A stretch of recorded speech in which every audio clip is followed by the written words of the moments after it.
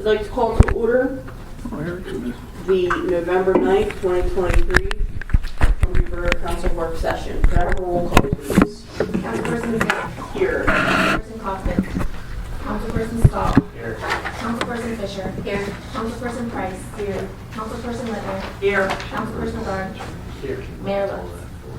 All right, would anybody like to offer an invocation? If you would like, please rise for the silence.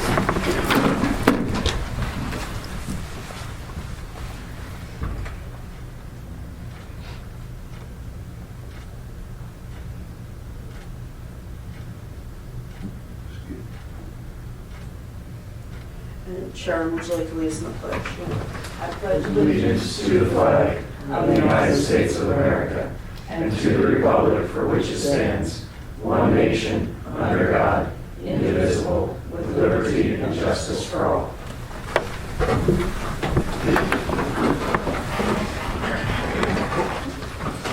Now, announcement of executive and information sessions. There were none. Are there any additions, deletions, or reorganization of the agenda needed? I'm not aware of anything. No. Could I have a motion to approve the agenda as published? So moved. I have a motion by Councilperson Stahl, second by Councilperson Price, to approve the agenda as published. All in favor? Aye. Anyone opposed? All right. Citizen comment, non-agenda items. The sign-up we have is Mary Wickenheiser.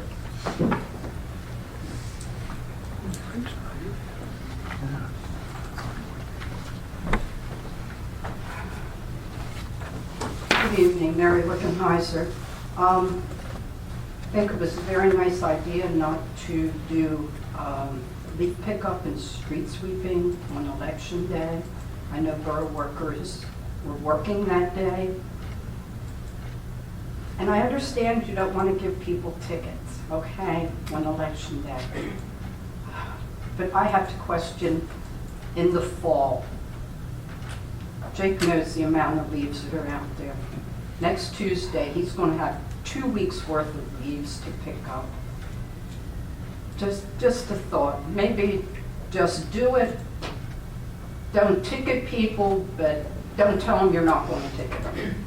Just pretend it's a regular Tuesday, do the job, but just don't ticket. Just something I see while walking, the amount of leaves that are there. And Jake and I were talking about leaves earlier last week, how it looks like they're all coming down at one time. So Yeah. it's going to be it's going to be busy next Tuesday, this guy's on. Another comment, one I've commented on several times before, is the handicap parking space at 610 Chestnut Street. I have yet to see a car parked in that handicap space.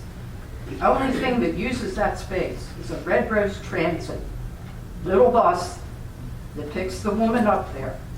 And if somebody is parked in front of either of the adjoining properties, that bus can't get in there. It still has to double park. We have got a space that 24 hours a day, nobody can park in. Those are my comments this evening. Thank you very much. Mark, did you write that address down? Yeah, Jake and I talked about it already. We're aware of it. We're in the process of renewals right now, so we're having Lisa just double check that one and see if it's still needed. Yeah. Mayor Lutz isn't here, Chief Bomber. It is not. Thank you. Workshop items. The first item we have is a presentation by Big Brothers Big Sisters regarding the Bigs in Blue mentoring program. Good evening. The police department is continually looking for opportunities to connect with our youth. And about a month ago, we were presented with an opportunity from Big Brothers Big Sisters. I invite Amy Rote, CEO and President, to explain the program. Thank you. Thank you for the invitation, and I appreciate the opportunity for the council to talk about our Bigs in Blue. Bigs in Blue is a national program of Big Brothers Big Sisters of America. We, our affiliate, brought this program locally back in 2016. The intent of the program is to bring together and start to bridge the gap in communications between law enforcement and youth in our community. What we do is we build friendships. That's what we do. Create positive experiences and friendships, specifically with law enforcement and youth. This is a program that takes place only in the school setting. So officers are compatibly paired with a little. They come over lunch or recess or a time that's been designated by the teacher to spend some time, be an active listener, be a positive role model, and build a friend. We started this program with one department in 2016. We currently have 18 police departments in a partnership with the Pennsylvania State Police. And it's leaving us the second largest Bigs and Blue program in the country. People always ask me why and how did we do that, and that is because this region and the law enforcement in this region is very committed to building relationships with their community and their peers. I'm proud to say we've served over 300 kids and volunteers and families in this program. It not only makes an impact with the little, but it builds a community. The Big Brothers Big Sisters has a case manager that is assigned to the match to help the officers with any support, challenges, but it builds a community with the school personnel, the families. We've had a recent media, CBS did a great video of a young man that was matched with an officer in 6th grade. They are now still matched as a senior. And that relationship has really helped mold him to the future that he has. It has helped him avoid risk behaviors and stay on the right track. So we're very honored to partner with officers in this manner. We're looking to bring this partnership with the police department here in Columbia and work with the K-4 elementary students. And we have the support of the school, and we also, I guess the background, we do all background checks, Child Protective Service law background checks, just like for any other volunteer. And again, we support the matches and help throughout the longevity of their relationship. Do you guys have any questions?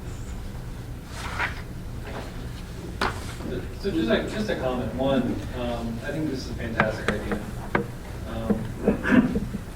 I've seen our police officers in action, and I've seen the time they'll stop and talk to someone or invest that little extra energy. I also know that here in Columbia,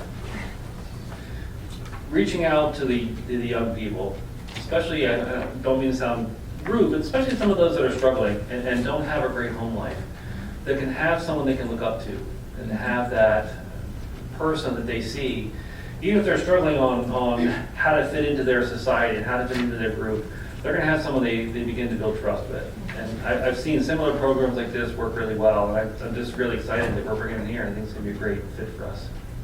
Thank you so much. I have so many great stories that I can share. Yeah, I'm sure. It definitely makes an impact, and I'm looking forward to seeing the impact this department has on the community. So thank you for the investment and supporting our kids. Thank you. Thanks. I'm looking forward to it. Yeah. Getting moving, Yeah. I think it'll be very beneficial. You'll have to invite us back in a year so we can share some of those stories. Definitely. Thank you all. Thanks.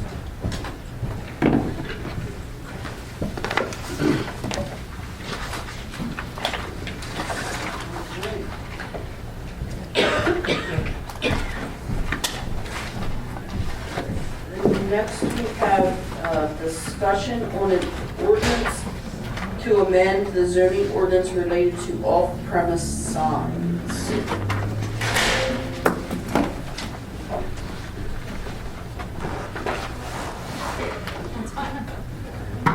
Claudia, I apologize. The clicker is, I lost a little toggle for it, so you just tell me all. Okay, that works. Good evening, I'm Claudia Plank. I'm an attorney with McNeese, Wallace & Nurick. I'm joined this evening by Devin Wagner, who's the president of Oak Tree Outdoor Advertising. And we are here to discuss a proposal to construct a billboard at 445 Linden Street in the borough. The owner of that property, Don Murphy, is also here this evening. So we have a proposal to construct a billboard on this site. This is formerly the Columbia Borough Visitor Information Center. It is in the HC zoning district in very close proximity to Route 30. You can see Route 30 is at the top of the screen. This is an aerial map up on the screen of the property. The proposed location of the billboard is outlined in red. It would be a V-shaped, two-sided billboard. Be 45 feet tall, 672 square feet per face, which is a standard billboard dimension along a highly traveled corridor like Route 30.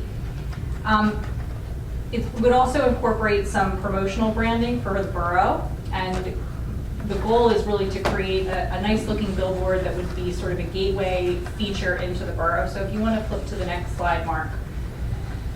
There's one depiction of a possible layout. Obviously, we would have to work through the details, but you can see along the base of the board, we have the Columbia logo and some landscaping, and then obviously the board itself.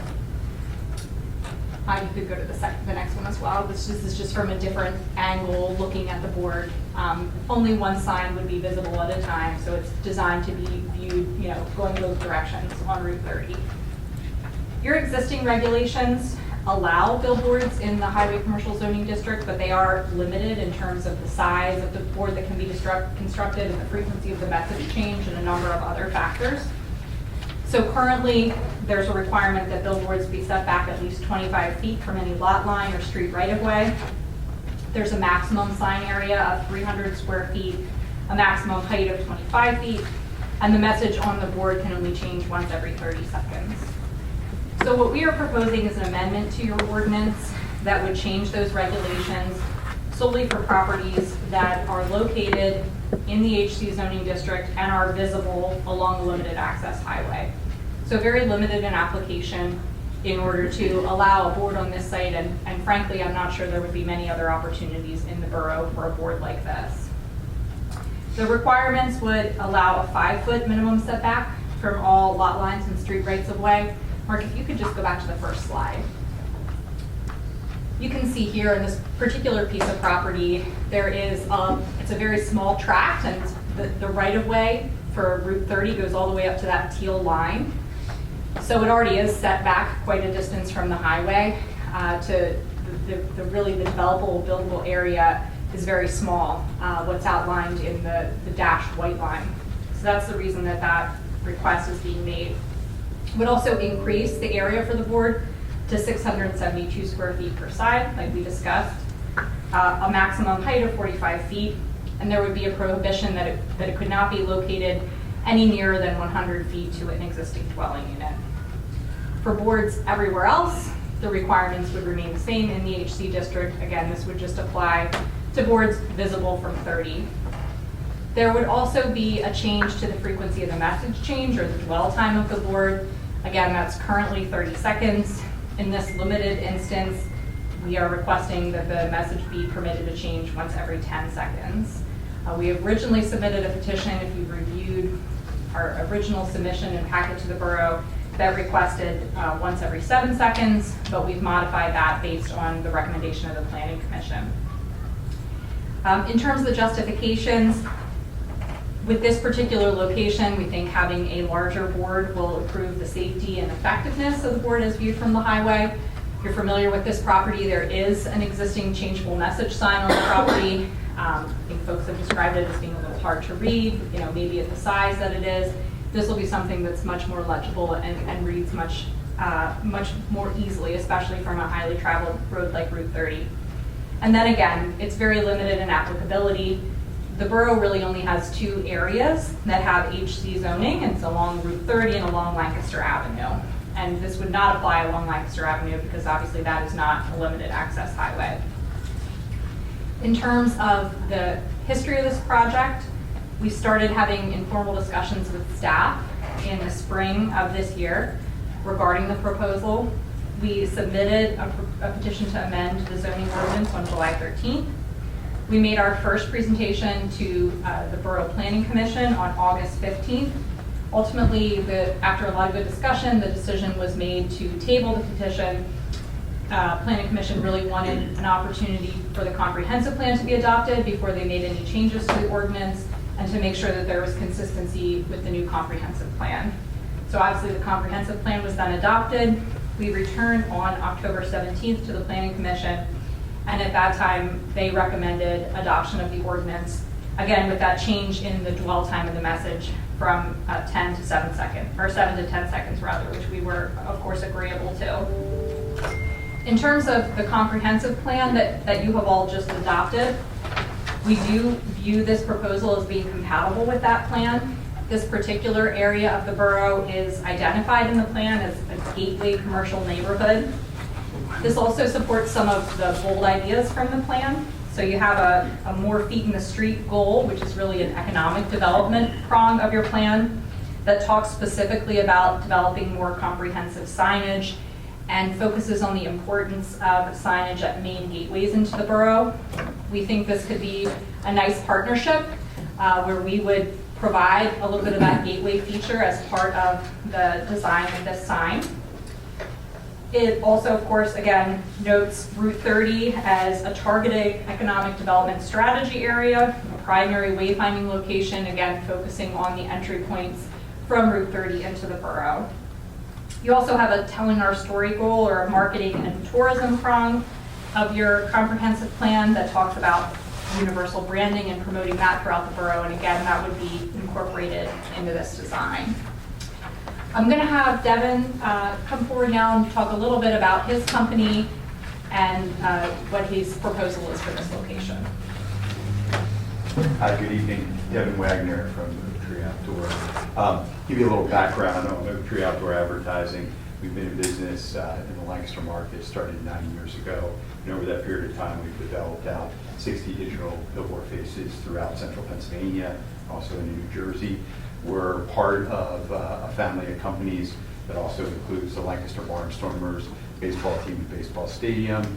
We also have a social media company, a real estate development company that has done some large-scale development, the new Penn State Hershey Hospital off the State Road, in Mount Joy, Richmond Square up off of Fruitville Pike and all. So we really have been doing business in the Lancaster County market for the past 30 or 40 years and continue to look at this market and utilize the billboards to help support the efforts of our other businesses, the Barnstormers to be, which is a community hub, and then also to help support local businesses here to let them know about openings, businesses, events, etc.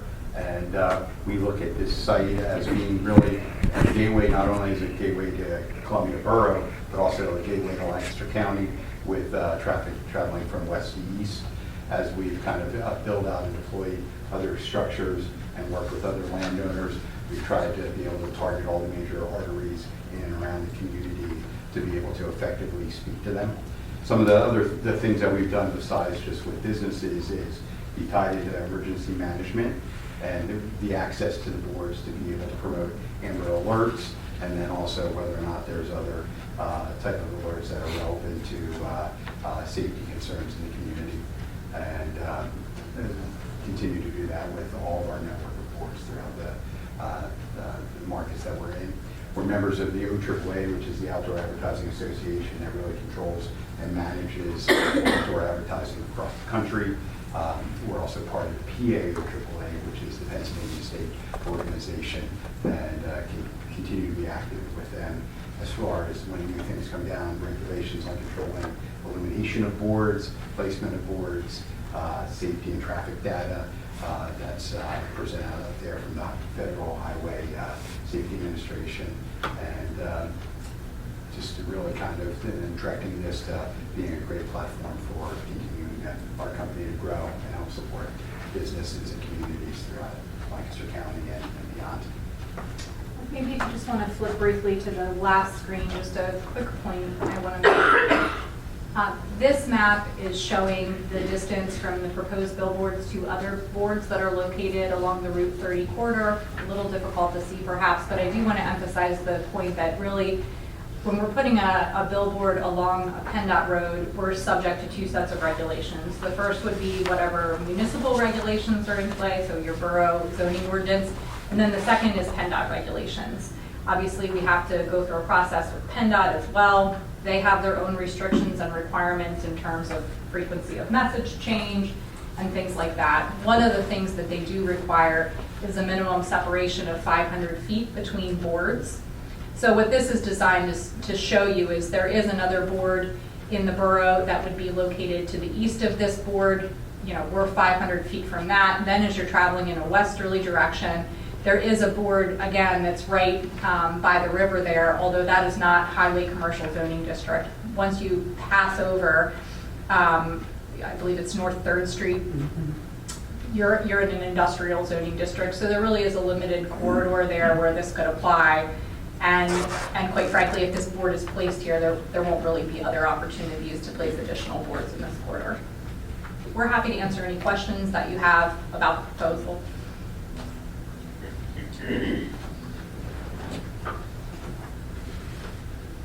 Any questions, comments, or concerns? Have you gotten PennDOT's feedback when you're proposing? We have not, the process is typically getting local permits and then submitting, but based on the requirements for PennDOT, this site would be a PennDOT approved site based on setbacks from other boards and also from exit ramps to make changes. So you need approval from council before you take it to PennDOT? Correct. PennDOT could still turn it down, but that's unlikely from what I'm That's understanding. unlikely based off, From your diagram. based off the conditions, correct.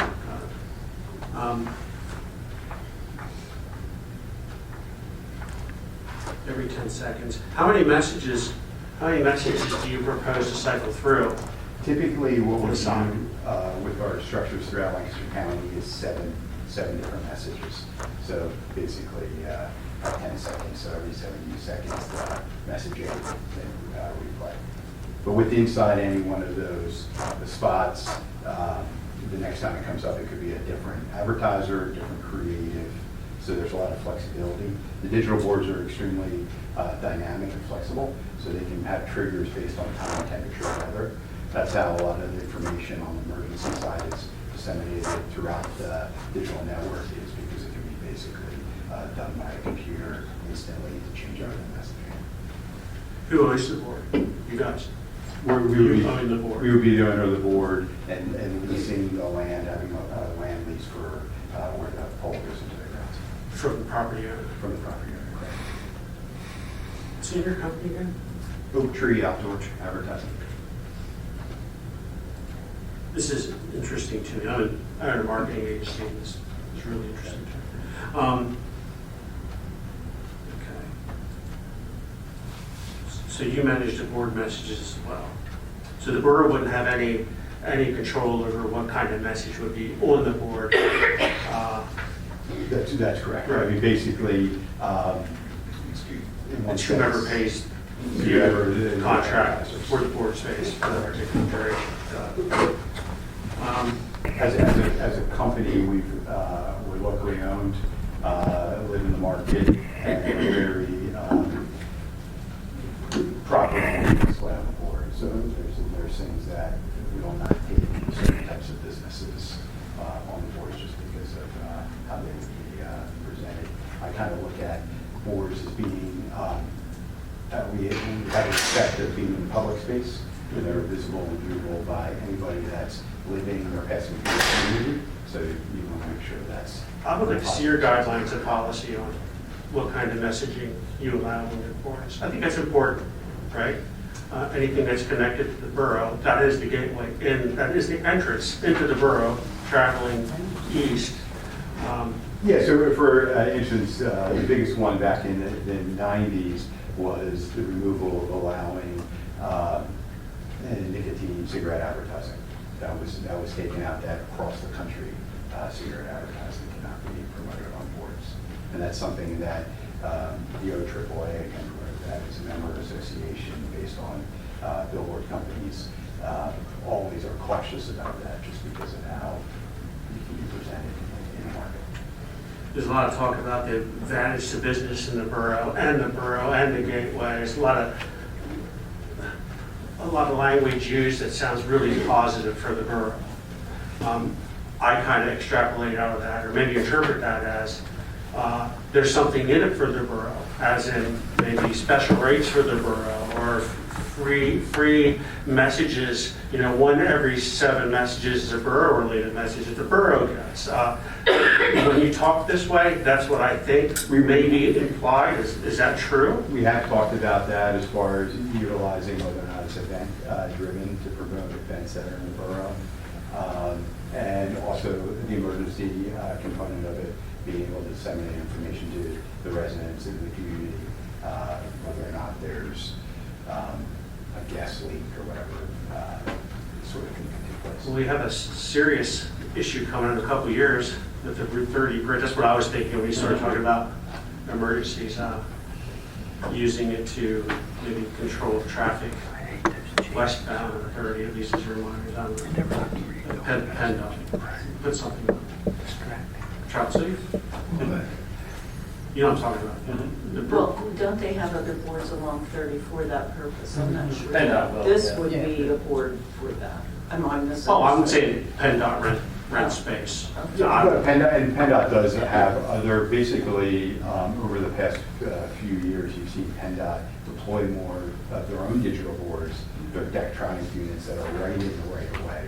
That's one of the regulations with the outdoor advertising, it has to be outside of the PennDOT right of way. And that they use that to direct traffic and let them know about whether it's construction or accidents, even Amber Alerts as well. But we are, with our affiliation with the PA and AAA, we're tied into the Pennsylvania State Police, and that's where the Amber Alerts come from, that we display on our units. That sounds good. I don't know that it's a good idea to look at to base the zoning decision on a couple of things. First of all, I don't think it's appropriate to base a zoning decision on what their guidelines are for what I was can just and can't curious. be. Okay. No, I wouldn't say that. And I was just curious. I also don't think that it's appropriate to base a zoning ordinance decision on When we get back. what we get back from it. I mean, that's. Well, I was asking the yeah, question. I wanted Yeah, to that make- has I to be wanted- outside I of. wanted to make, when you use Yeah. language like that, there's these implications that, you know, Yeah. a suggestion can go a long way to a conclusion that may or may not be the Yeah, intent. and, So yeah, that's and I why I don't asked the think. question. Yep, and I don't think that it's appropriate to say we will or won't get anything out of it because we're looking at a zoning change. I do know Mary is here if we have any questions from Planning Commission standpoint. Planning Commission did approve, and it did go to Lancaster County Planning Commission, and we also approved it, so. We recommended approval. The Planning Commission, Columbia Planning Commission recommends approval as well. But we wanted to have them here tonight for anyone if they had questions. If there's no further questions, we'll put this on we are putting it on the agenda on the 14th to advertise. Frank, you have a question? Yes. Excuse me, I didn't know this was coming up. Did this go through zoning? It Doesn't have- it doesn't go through zoning. It went through the planning It goes through commission. planning. Okay, I heard that. I'm just not up on it. Yeah, no, it doesn't have to go to the zoning hearing board because it's actually an ordinance change, which doesn't have anything to do with the zoning hearing board. Okay. Now, if we didn't approve it, they could go to the zoning hearing board to get a variance. Okay. Will this replace the sign that's already there that has a continued images on it? Yes. Yeah. The smaller sign. Yes. Yes. So that will come down? Correct. Okay. And what's the ties between the borough and the sign? Who has full control of the sign? I do. You, no ties with the borough? No. No. And is there lights for the sign at night? So it's a digital sign, so the whole face is illuminated. It's LEDs, like the digital billboards that are throughout the county and along Route 30. Okay. Is there anything flashing on the sign? No. it's what's called a non-animated transition, and that's another PennDOT regulation as far as the transition it can't be a period of time from one ad to the next, and it can't oscillate, can't fade, can't flash, etc. Okay, and what will be the size of the image to the public? It would be 14 feet by 48 feet, which is 672 square feet. Okay. Thank you. We'll say when they first came in, we talked about the two could pass. This could go, one, they can go to the zoning hearing board and ask for the relief necessary to put this in. But when we talked through, they decided probably the best way for them to go forward in a permanent solution was to do this design, so. Any further questions? All right, we'll have this on next Tuesday to vote to advertise. We have to advertise the ordinance, and then at the following meeting, if we, In an upcoming meeting. in an upcoming It'll likely meeting, be sometime in December. it'd probably be the first voting meeting in December that we would vote to change it. I'll be second. Yeah, because of the timing, because it's zoning ordinance. It's a zoning ordinance. So we have to have a hearing, Oh. and that takes a little bit So it more. would be like the last one in Correct. December. Yeah. So it'll probably be like the day after Christmas. Merry Christmas. Merry Christmas. But we'll let you know. I mean, Thank you for your time. thank you. Thank you.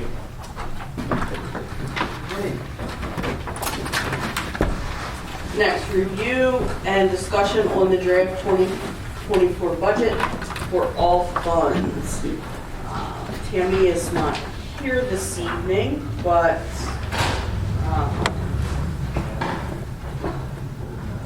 we can go through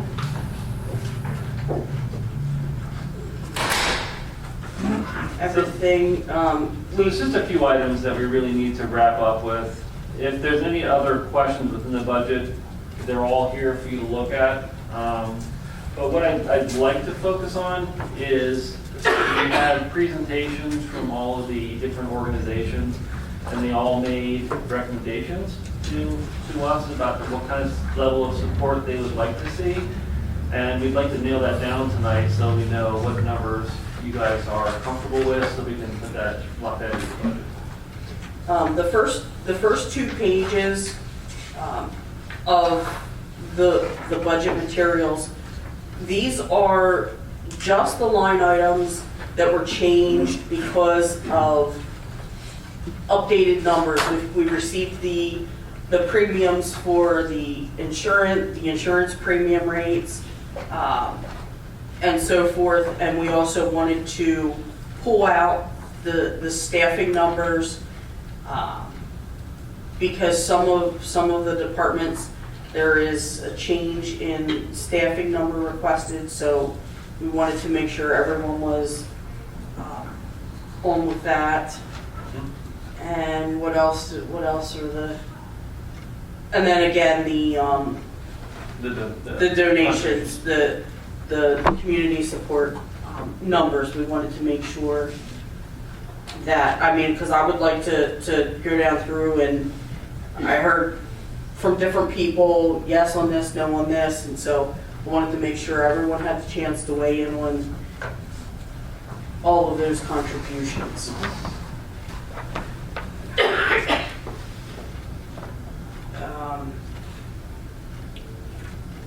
The first, going down through, I want to make sure everyone understands the sergeant salary, 410, 130.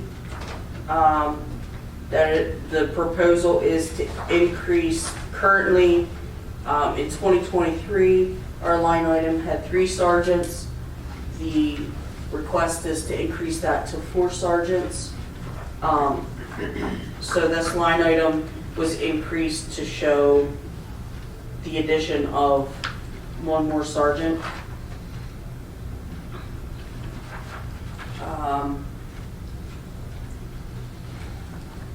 And Chief, I don't know if you want to address this. We did also then talk about the officer in charge line item.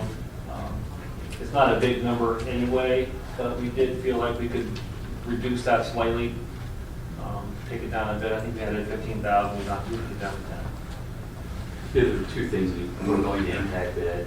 Number one, we'll have additional ranking officers, so there should be less of a need for the OIC pay.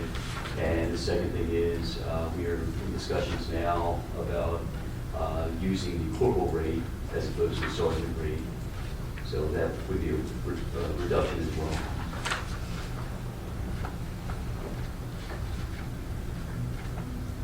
Alright, and,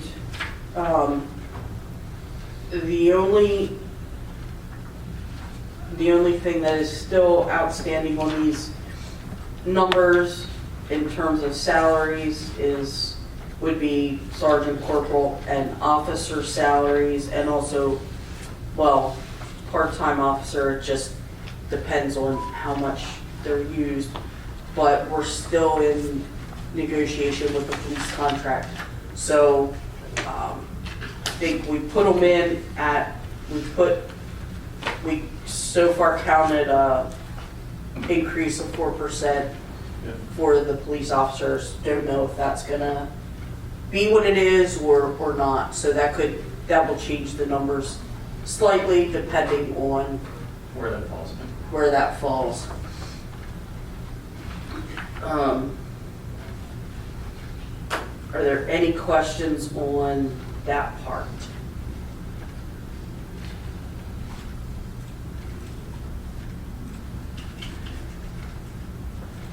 And then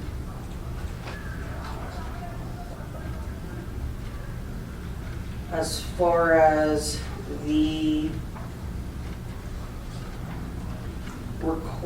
other requested line items, we have the 423,001 Human Services Community. This is the $5,000 requested by Barbara Fisher for the 3E task force.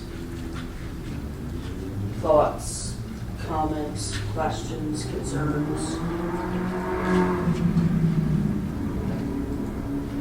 on that one? Keeping it, not keeping it? So, can we start by saying how much we're giving away total You mean the contributions to the, to different organizations? sure, you want to start with that one? And I mean, everything, because we give a lot of money away. I think that's an interesting suggestion. We're not deciding how much we have to give away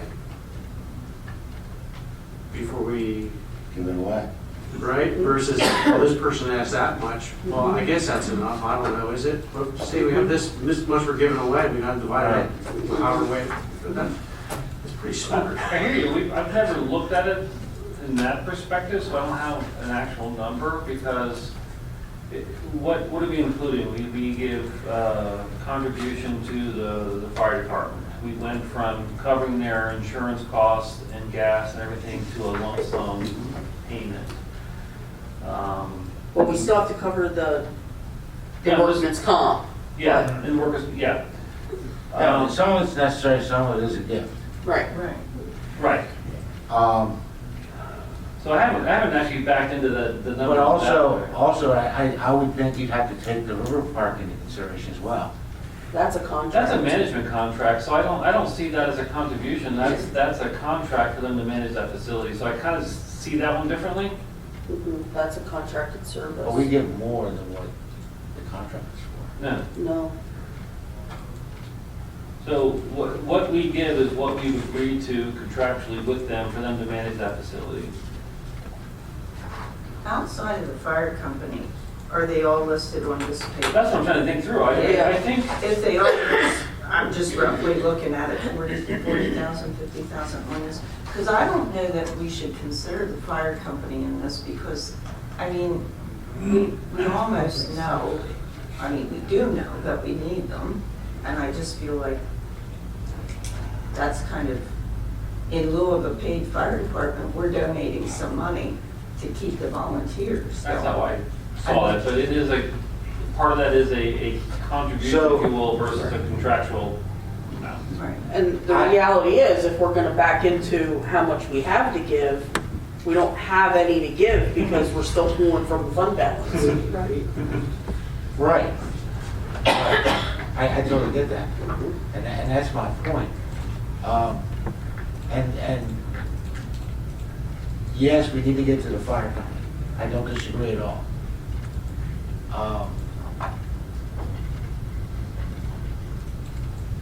I think on a normal year, the money we give to the fire company is justifiable.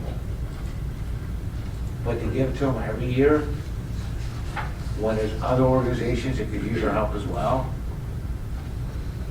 the total amount, unless they take it all away by any means. But let's not talk about the fire company, let's talk about the name down, Sharon estimated 4,000 or 4,000. Well, I just look at it. Yeah, no, that's You don't fine. know yet. It's No, I'm just saying you estimated it. 35,360. Okay, close enough. And you round it up, it's 40,000. There you go. Close enough. You know, we all have different probably interests. So for me, I'm gonna say the two things that stuck out to me from that meeting was the library and the veterans and the parade.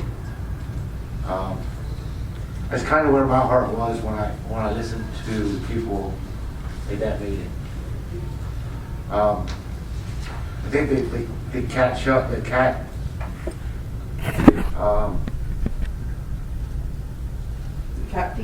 cat team is doing a good job. I think they're getting established, and I don't know that. I can't speak for everybody. I surely wasn't expecting. I thought we would be cutting our budget in half, not adding to it. So I was kind of shocked by that.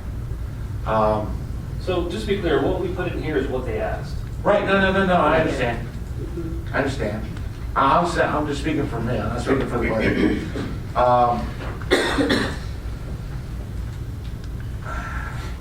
I don't necessarily agree with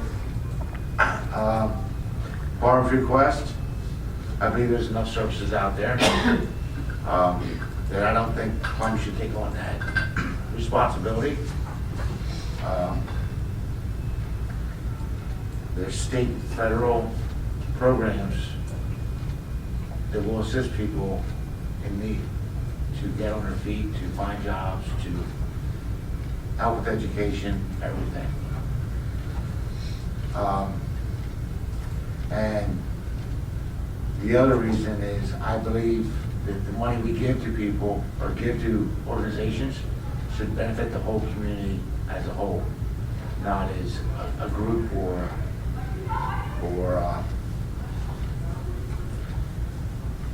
special interests. So, I mean, veterans. what's that? Veterans are a group. That's the exception above all. Without veterans, we wouldn't be here. And that's specified in the borough code. So yes, you are correct, that is a special interest, but not too many people can say they died from it, you know? After they die, for instance. Well, True. telepathy. So that's where I'm at.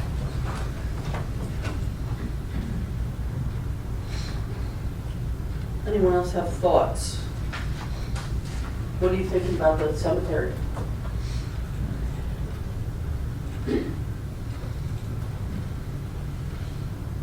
That's a lot of work up there.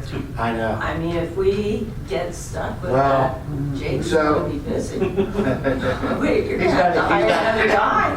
he's got That's an gonna exact- double that salary pretty quick. You know, the cemeteries are kind of like our parks. They are a place for people to go. And everybody in the community benefits may not be the right word for that, but has the opportunity to visit loved ones in the cemeteries. And when I say cemeteries, I'm including Zion Hill as well. I kind of look at Mount Bethel in the same vein as the Historical Society, because Mount Bethel contains so much of the town history. Right. So I kind of look at it in that same vein, which is the way the Borough Code sort of looks at it when they talk about care and erection of memorials. That's where that would fall. And Eric, you're correct, that people are using that more and more to walk through. They're using it like a park in a way. Yes.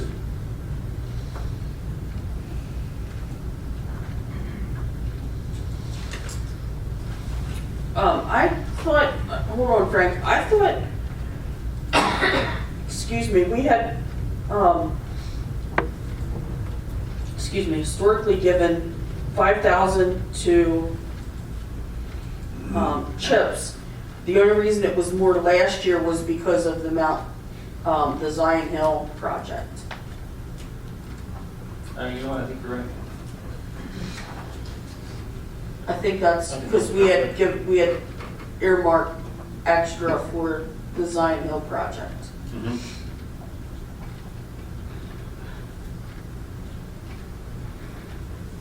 Would anyone like to? I was just looking at the budgeted property tax income for next year at 3.5 million, and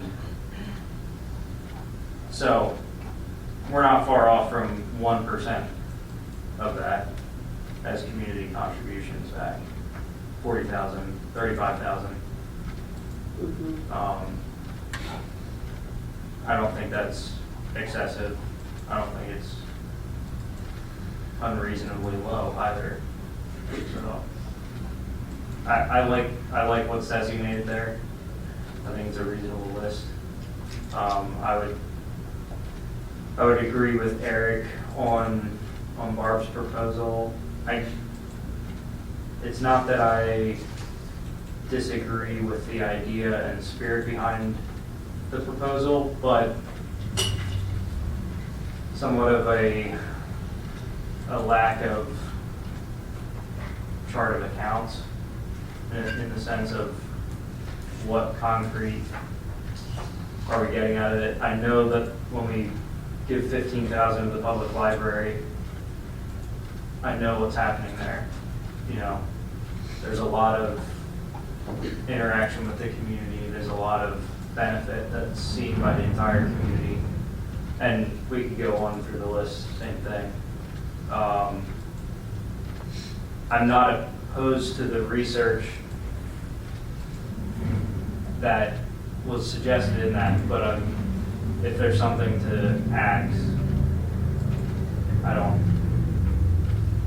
yeah. That would be on the list. When you added them up, Mark, did you count Barb's in there? No. I was just curious, because I just didn't know how far off I was. That's all. Joanne, thoughts, comments? Mine was just the cat thing. I thought they were gonna start like raising some money for themselves. They are fundraising. I know, but then you come back this year and ask for more. Yeah, I wish We're not Alan was seeing here them. to explain it better, because he meets with them on a routine basis. Well, I mean, he did come and tell us everything. Right, he did explain it, but he knows more about why they needed to ask for that. The thing about the cats though, is it's a public health. Yeah. It's a public health thing. And Well, we're all 275 benefiting, too. we're all benefiting by by the cats not being able to reproduce. Yeah. And Oh, I agree with the program. it's Right. And I want to gonna fund be this. initially a high cost and then slope down over time, hopefully. Well, Because at we're this- hoping to get fixed. Yeah, Right. at this Right. point, Right. at this point, we're still ramping up, but my concern is with it, it's not like other line items before where it was there, it's not like when we had it before where we put the money in and it would come out as the services were rendered. My concern was, he was saying that the number of volunteers is going down, yet he continued, the number of cats getting fixed was, you know, increasing. How do we know that the volunteers are going to be there to actually do that work? Because once we give this money, it's gone. Yeah. It's not like we're paying for services as it goes. I mean, if we give the money and half the volunteers go away and they're not there to help do the work, the money's gone. Could you earmark it for reimbursement? Well, I don't know why you wouldn't be able to, if you didn't use it for any reason, failure of volunteers, but we had 10 people at the meeting last night, so that's not too bad, that all wanted to volunteer. But I'm wondering, since we're operating in conjunction with the shelter, that is a givable thing, right? So, I mean, even if we had the whole program folded for any reason, which I don't believe it will, but could we not just donate the remainder to them for their services? I think you certainly could do that. And then the next year, we just wouldn't. And I think that's how a lot of these kind of programs always work. And honestly, I think if you're giving money to those people, they should be coming in December or in January and saying, here, you gave us $7,500, here's how we used it.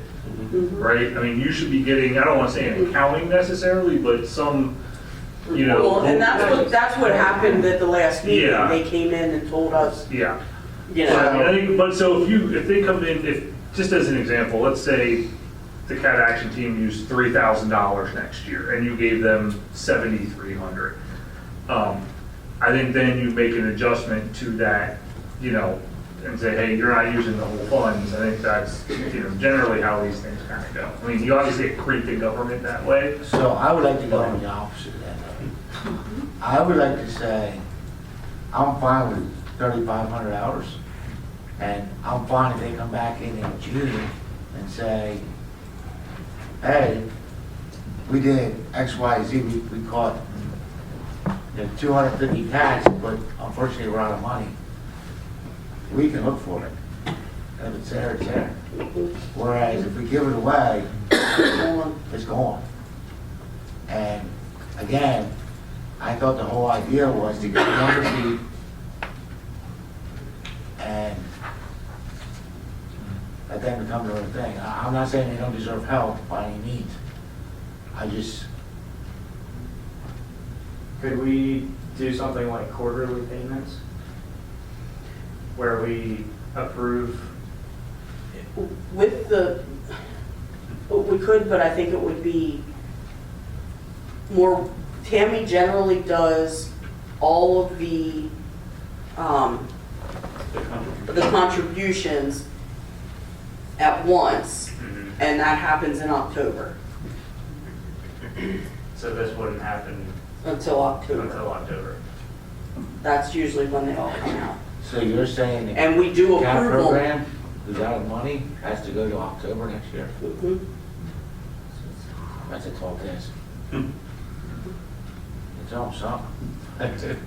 Well, I don't think they would have any problem coming in and giving a report periodically, like that quarterly or whatever you would require. I mean, I know they meet together anyway, out at the shelter with the shelter staff, and so I know that they're keeping a good record of what's going on with that money, but, you know, and if it's a matter of them coming in and reporting, I'm sure they'll take whatever you give, and I'm not trying to speak for them because I'm not the chair of that group, but, you know, I would like to see them get what they asked for because I guess she's the director, Tammy, the director out there, and Alan meet to discuss how much, you know, they think is appropriate, so I would go with, personally with what they requested, but like I said, I'm sure not, you know, something's better than nothing.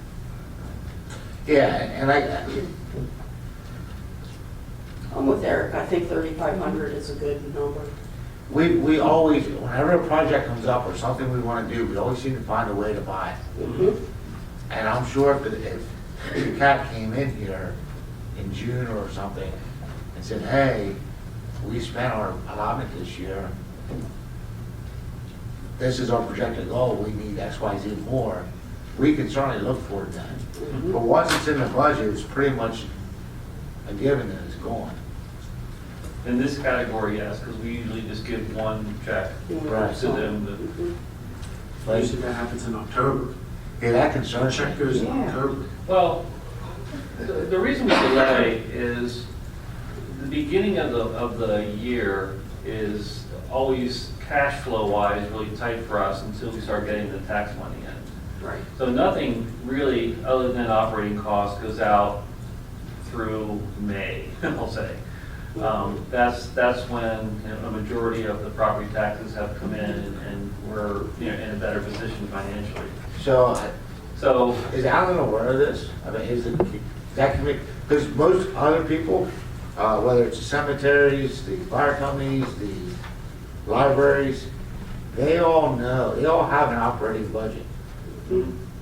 The cat was pretty much depending on us, solely on us. yeah, And, we can communicate that to them. I don't know what Tammy has told them or not. But all the other organizations know that they get our contribution check in the late summer. and I would hope at some point, Kit Kat can sustain itself, but to ask them to run an operation through October with $0 is.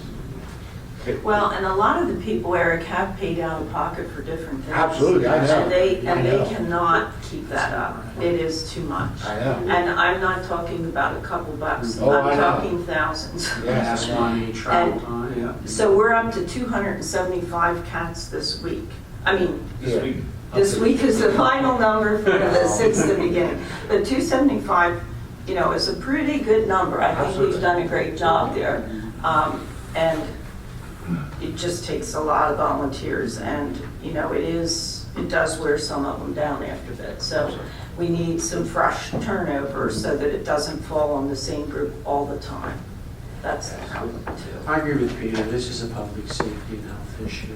And I agree with you as well. I mean, the goal is for them to be self-sustaining, up and running. Nothing goes the way you want ever. I think they're doing a great job. I think what they're doing has been admirable, and they're working it. And if they need another boost, I'm willing to give it to them. We have a waiting list actually now, and people are getting a little antsy to get on, to get moving. But our hands are tied, not maybe with volunteers, but sometimes it's tied with where we can get a clinic that can take the cats, because Columbia does a great job, but sometimes in between their clinics, we gotta go somewhere else. So, there's a lot of things that have to come together to make it work. I'm wondering, is this one of those instances where we could maybe give the donation earlier versus having to wait till October? Is that, you can't do that, is that unfair? No, we can. You guys tell us if you want it done. We can, we just have to make sure that, They really need to operate, Actually, keep the momentum going. I would consider that for sure. Sure. You guys tell us what you want to do. My thought is $5,000. Not cut it completely in half, but cut it a bit.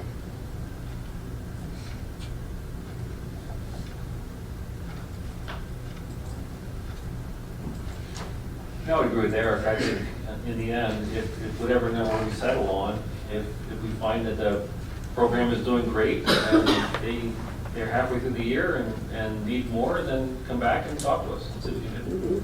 Yeah, I'm thinking that, and I could be wrong, but I'm thinking that the kitten season and all kind of slow down a little bit over the winter, hopefully. And then towards spring again and summer, we're gonna see the need for more maybe. I don't know. That's my amateur prediction. But it's like Peter said, though, the more we fix, the less money we should need, theoretically. Yeah, so. I just hate to give a big check out. yeah. But I think by going with a small amount, we can definitely give the money sooner, so that when spring does come around, The money's there. the money's there for you to work with. Mhm. So, what number you want to put in? What number? somebody wanted to suggest a match last year's, I'd be okay with that. I think it should be less than that. I'll do this one, gotcha. That's it. What, you thinking 5,000? Me, I was closer to Eric, yeah, I was closer to Eric with What's Eric's number? 35. 35? Mhm. And then if they want to come back. Do I hear Well, I mean, this is a tough part. I'd rather us say, hey, you know what? We're going to agree on $40,000 this year, or $30,000, or we're agreed not to give any money out. We should agree on something and then figure out, okay, Who gets what portion of that? I'm willing to give this, you know what I mean? Sure. So, We haven't done it that way. No. I get it. It's, I'm just thinking through this, it just, I mean, hey, well, here's 10, here's 5, here's 7. money for you. Yeah, Mhm. we'll give away money that we may not have. Nice. Is everyone okay with the 15,000 from the for the library? I agree that it should go up. 15,000 is a lot. I was thinking 10. So I was What was I thinking, getting last time? 5. But historically, they were getting 10. Right. Historically, they were getting 10, but 5 years ago when they did the expansion, there was a lump sum 25,000 given with the understanding the next 5 years it would only be 5,000. Those 5 years are now over, so we would think to go back to At least 10. at least 10. so I was looking for more, but I don't think we're in a position to give more. Right. So I would definitely say we need to look at a plan to get them more. But at this time, I mean, I like the 15. I prefer to stay at 15, but I also understand Barb going back to 10.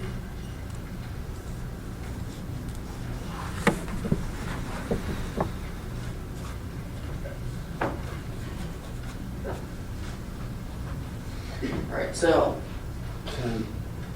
library 10, 10, 15.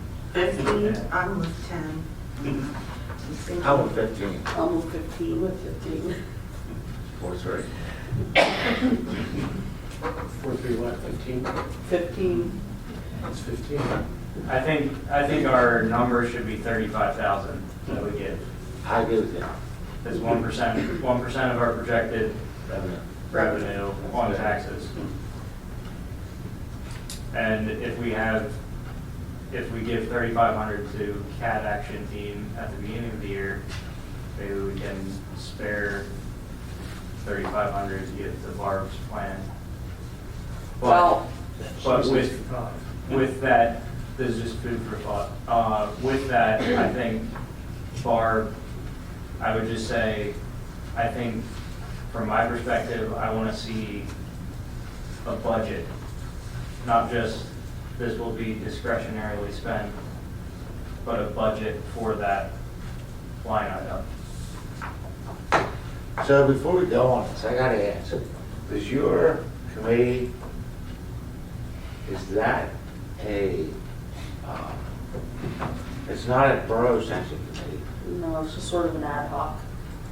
of what organization now?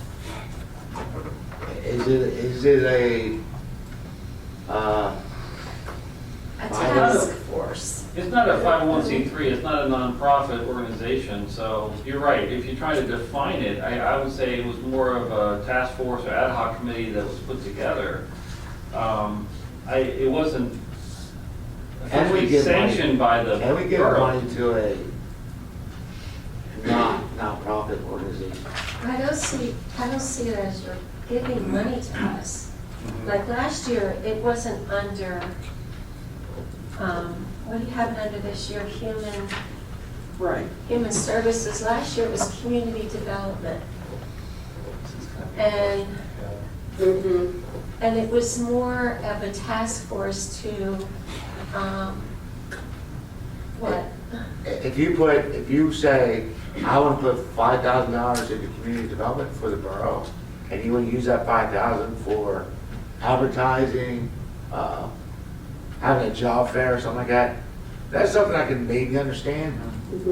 But just to have a bunch of people, I'll say 5 guys who like football, want to put a football committee together, and hey, can you give us $5,000 to see the guys football on Sundays? I'm not trying to make money to work by any means. I'm saying We have to be very careful Right. about that. Yeah. Because we've had that, honestly, that's a problem we've had in the past year where you have a gray area where is something a borough committee or is it not? Is it a nonprofit? Is it not? I think, having not been here for the discussion regarding that prior, it seems like probably a worthwhile cause in some way. I'm not sure right now, given what I've heard, that it's something that you guys can give money to, because it really does need to be a kind of a nonprofit that's performing some type of service, essentially, that the government doesn't have to, right? That's why you can give to these certain organizations, is because they kind of perform a government function that the government doesn't have to do.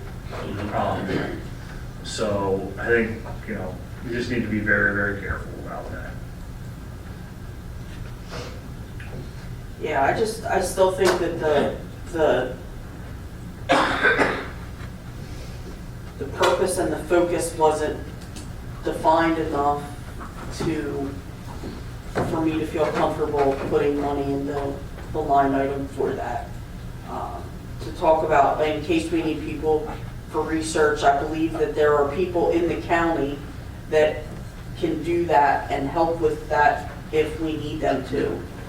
At the Lancaster EDC, they have all of that information. The planning department in Lancaster County has all of that. They can slice and dice stuff if we need to. I met with Jessica this week and she gave me a lot of ideas of places to go.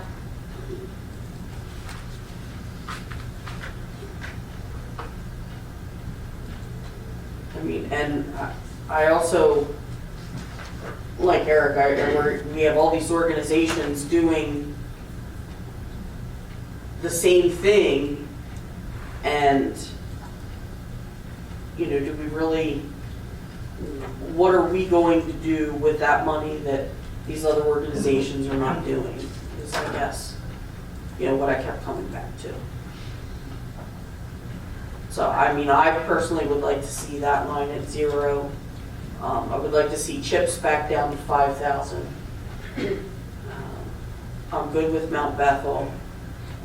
I'm at 15 for the library and the Veterans Council of 5, and then I'd say the CADET back down to 3,500. What, can you add that up for me? This plan is kicking my butt. I can't even think. I can.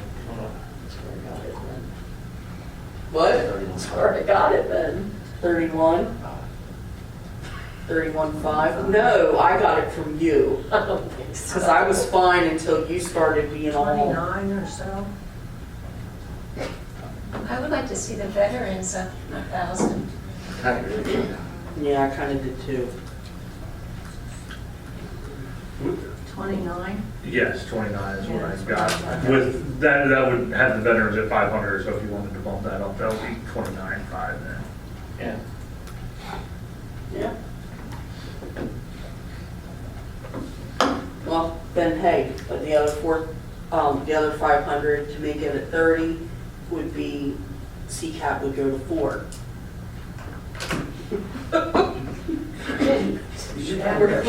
We're sort of there. 4, number 5. Budgets are horse trading versus What? budgets are horse trading. Exactly, that's what it is. It's all, so what are we thinking there? We're almost there, 4,500. I don't want to go above 30. So, and we're at 30 with those numbers? Sure, Well, if you bump the veterans up $500, you're at $29,500. And then she said CCAT. To CCAT You to got, 4. then you're right at 30. Right. Then we're right at 30. What are we thinking? I'm thinking that's a $15,000 adjustment. So I'm okay CHIPS, with that. CHIPS is 5, cemetery's 5, library's 15, veterans is 1,000, and CCAT is 4,000. Are we good with that? We're good. All right.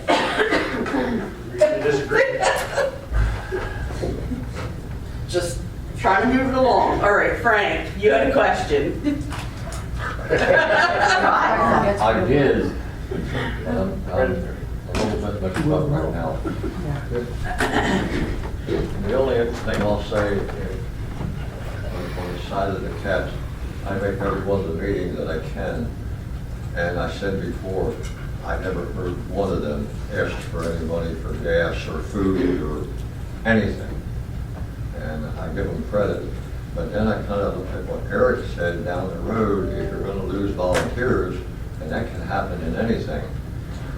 Along them lines, you said you would not get the donation until October. That's typically when we send out all of our donations. That's donations. Yeah. Now, what about like fair companies and things like that? That goes out in October. Everything is then?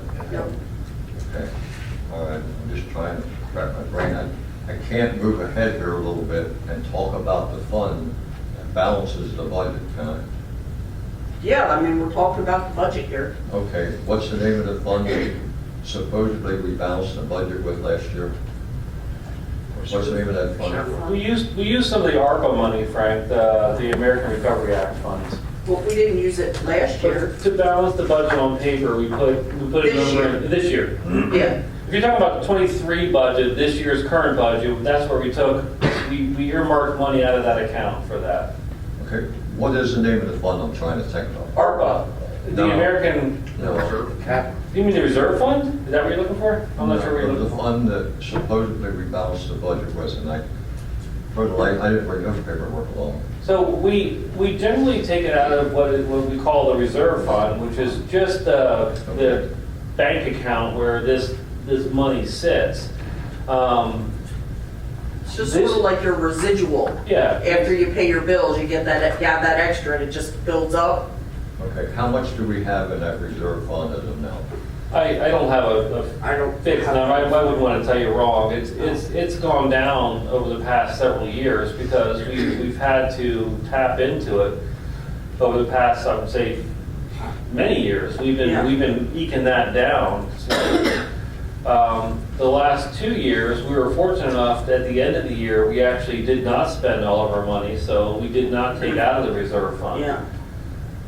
And actually technically put a little bit back into it, if you will.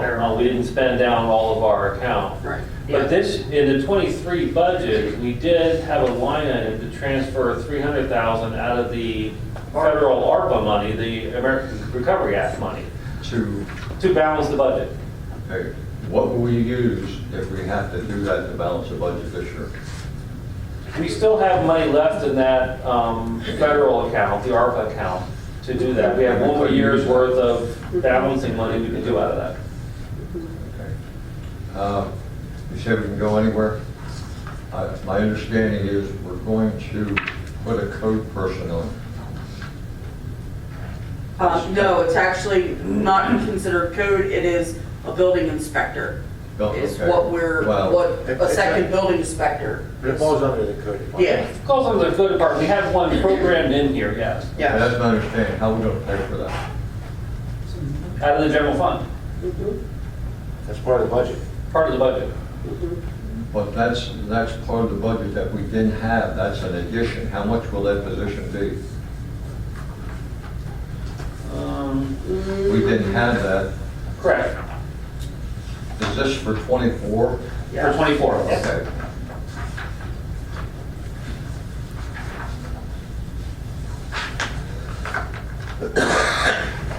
last year we lost an admin person. Yes. Yeah, it's about 50,000 plus benefits. That's our zoning. So 65, say it is true. Do we have a way of recouping that? Well, We lost an admin person and a zoning manager. I mean, we lost those two. so, yeah, but the way we recoup some of that, Frank, is I'll say that the code department is one of the departments that actually generates revenue through code fines and fees. Right. And the fines that we collect cover the cost of the staff in that department. Right. Well, Does that make sense? where I'm coming from, to me, it's an addition. It's $50,000. It's a bill that we didn't have this year. But in codes, one of the things with codes is they charge $100 per unit, per property, for licensing. If it's 2 units, or if it's 2 houses, or if it's 2 units in this house, if it's 10 units, if it's 40 units, if it's 50 units, it's still $100.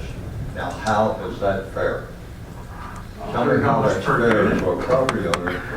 That's the rental registration fee. Yep. And that pays for all of the, it doesn't matter how many units are in there, the administrative work behind it is all still the same for each property. But it's not $100 a unit, it's $100 per property. Now, we got some properties that maybe got 20 units, 40 units. Now, how is that fair? Right, but the rental registration is just for the admin work that goes into that property for the, all of the back end stuff. But they have to pay for, each unit pays for the inspections and all of that. It's paid for, right, Paula? It's Correct. You're got to Based pay for on- the inspections, but the licensing, to have that place licensing, it could be 40 units in that one building, and it's still only $100. So are you- Yet I got to pay $100 if I have 1 unit in my property. It's not a fair system. Are you suggesting everybody $100 per unit? It's a way of making, you're always looking to raise revenue. To me, you're really missing the boat. You can't, that's one of those things that you can't charge more than what it costs to do that function. Yeah, I think So we would have to, if we charged $100 a unit for, say, a 5 unit, so we're charging $500 for the rental registration on a 5-unit building, that's actually more than what it costs us to process that. So, Can I and we say can't something? do that, yes. I looked at that because I understand what you're saying, and also for a way to raise revenue. But I believe, I'm not 100% sure, but I believe it's regulated, that fee is regulated by the borough, because I saw, or by the state, because Philadelphia and Pittsburgh are all the same. It's not, it has to be reasonable. It has to be related, like Heather said, related to your admin cost for doing that. But it is not, I can't say that it is regulated by the state in any way. And it Every could, municipality I looked at is $100. So I'm at 25 and like. the other say, one of my I look other like- boroughs is a much smaller borough, but theirs is 25 or 50. Okay. Yeah. I mean, I can see going under the threshold, but I think you can go over that threshold. Yeah, I think if you could make the argument that it's related to your cost in administering that, So what Frank's saying is I don't know. lower the cost per unit, For 1 unit. but charge for every unit. Yep. Just have a base fee, registration, and then a fee per unit. You can charge a flat fee, make up a number, $50 for registration, and then $10 per unit. You can go that direction possibly, I don't know. What is the difference, so maybe I'm misunderstanding this, but because Frank, I absolutely understand what you're trying to get at here. Is the registration fee just to say, hey, we've got a rental here? It's a rental property, yes. Yeah. Yeah, it's legal to have It that. doesn't necessarily guarantee a license is issued for that. Because what I was asking Paula was, if you have a 3-unit property and 1 unit is fine and the other 2 have lots of problems and you're not going to get a rental license for that, that rental registration doesn't affect that. That doesn't give the license automatically once that registration is, okay, that's what I was misunderstanding. And the same goes if you buy a property that you have all intents and purposes, know you're going to rent it, but it's not ready to be rented, you don't need to register it until that point. Okay. I just see it as the borough missing an opportunity here. Here we are, we're coming up with a $50,000 fee. How are we going to fund that? Is it going to come out of the taxpayers' money? It'll help pay for itself. If you're going to tax, by either lowering the 1 unit and charging each unit a fair. Or keep it there and then have that $100 get you X units, and then above that, you charge a fee. You could, you could do it like a lot of, honestly, like a lot of water companies do, to be where you pay a base fee for the first 1,000 gallons of water you use, and then a certain amount for each 1,000 after that, whereas it just be like what Mark said, you know. I would sooner see it per unit. Here's the fee per unit. I mean, your better units you got. I guess this was set up before we had the big high rises here with all the units in it, and it kind of got ahead of us. But I think it really needs to be looked at.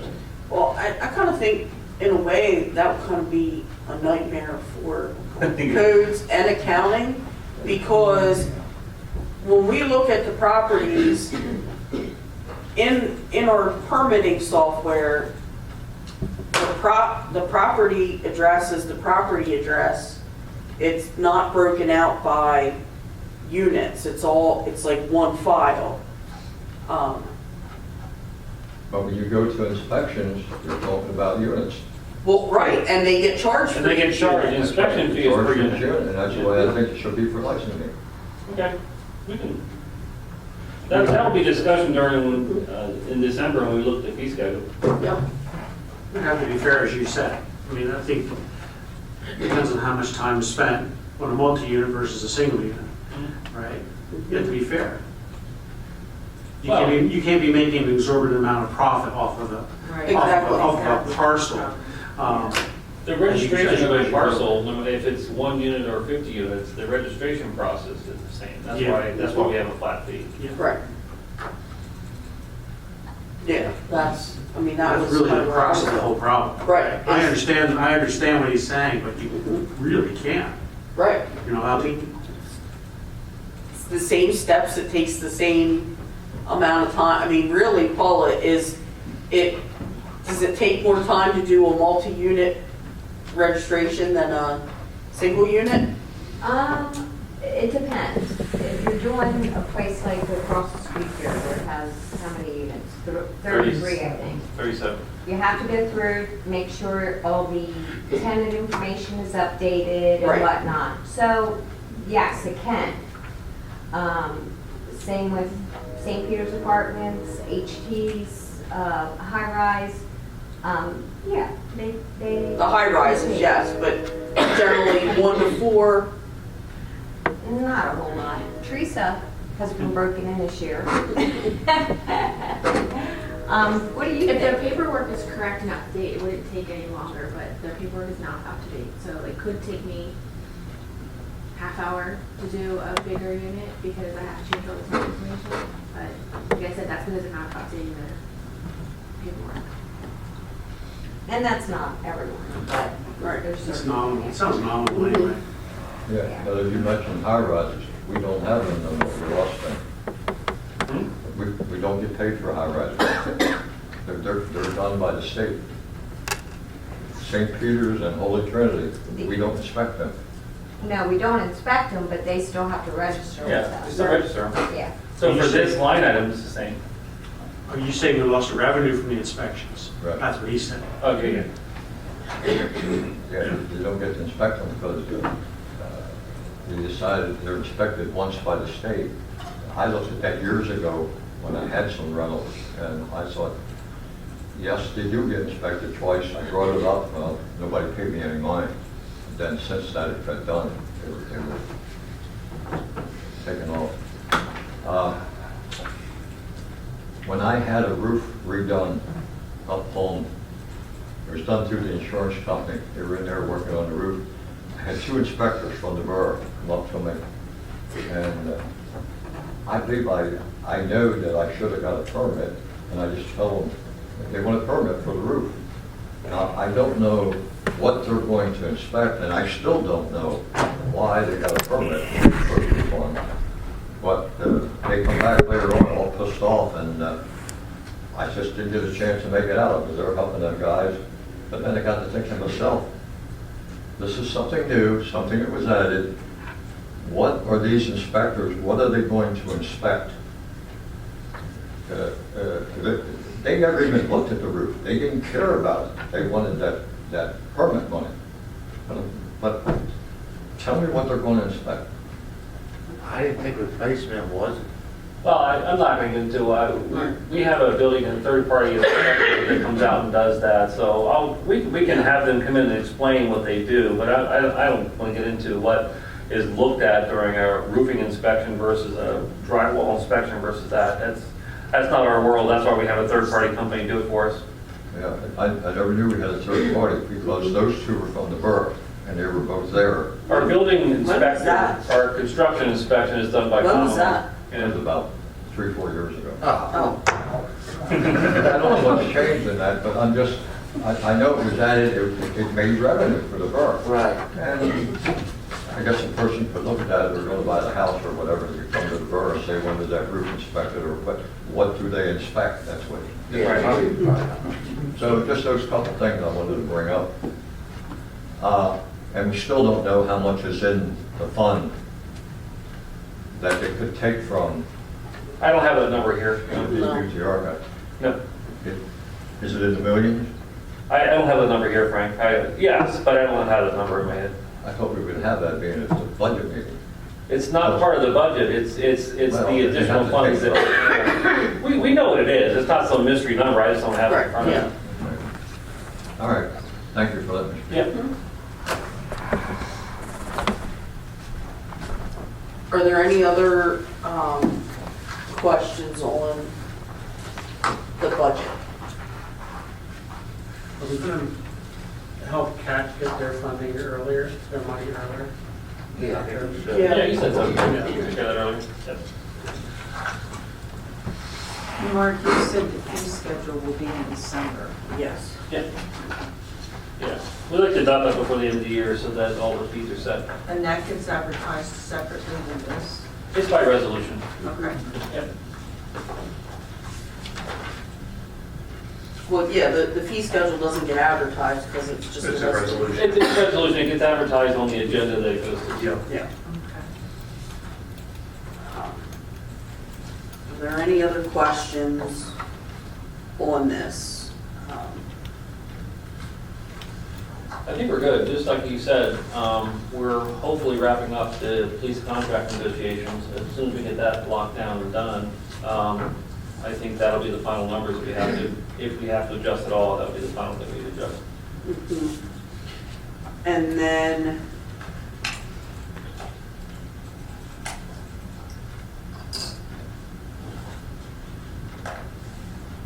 next Thursday, do we need to have the budget meeting next Thursday to review everything again, or no?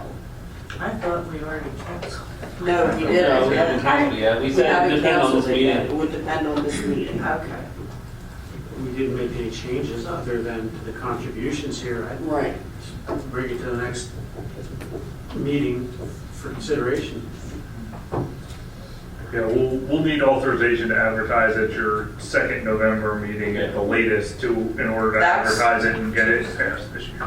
No, not this Tuesday, the 28th. That was the That was, latest. right, and that was kind of what we were thinking, was that we were gonna do it we were gonna advertise the 28th And then adopt the first. and meeting. adopt the first voting meeting in December. Does that work? I just need to look at, It's 10 days. it is it exactly, because we need we normally have to have it in at least 2 days ahead with LNP in order to get it? So if it's just 10 days, then No, it's not. it's not. Oh, you have the 28th to the 12th. Right. That looks like. Yeah, well, Yeah, it's it should be 2 okay. weeks. Okay, yeah, we should be good. Yes, yeah, we're 2 It's weeks over, out. yeah. We're 2 weeks then. Yep. You just have to have the ad ready. Mhm. If And, it's- Right. and the budget ads are very simple. Yeah. There's not, it's not like you print the budget in the Right. ad. And Yeah. hopefully by then, by the 28th, we'll have, excuse me, the contract all but done and ready to go. So we should not have to have any numbers that would change significantly after that. So Right. we should be good. All right, well then, we will cancel next Thursday's budget meeting.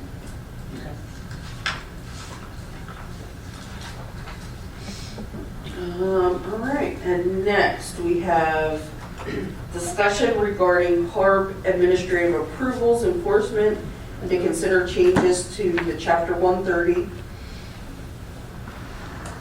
excuse me, regarding paint and vinyl.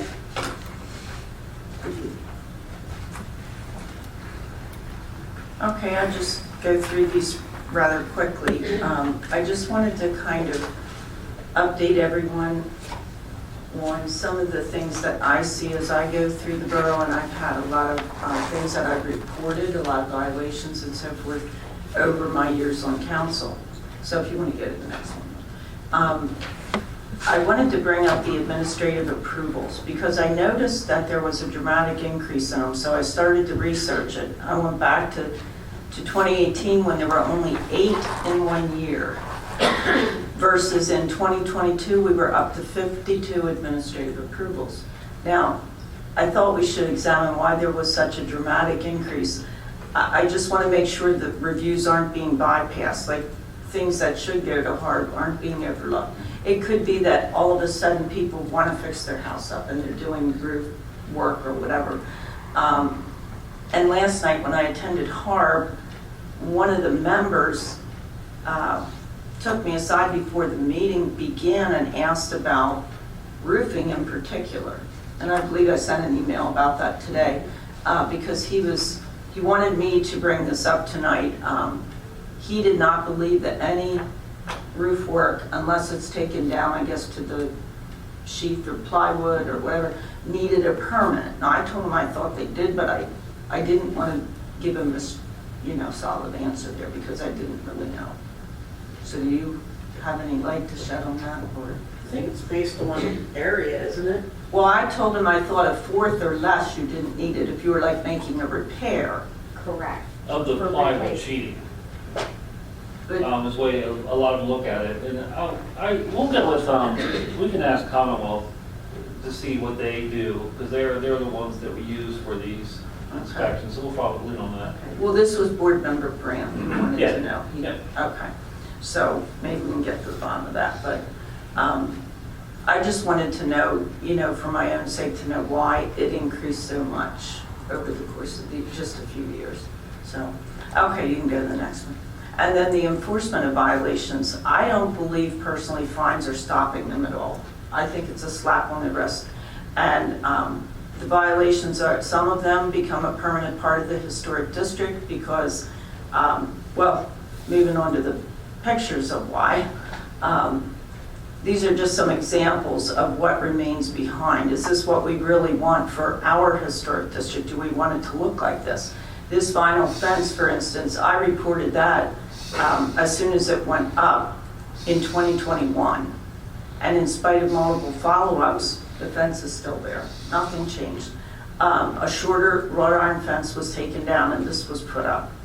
And it was pretty bold standing right out in your historic district. So, okay, you can go ahead. And then this is just stuff I see when I'm walking through town. I'm not looking for violations. I just see them. They're just all over. So this front section of this property, as you can see, is sort of an enclosed. It could have been a porch. I don't know what it was used for, but it was definitely enclosed.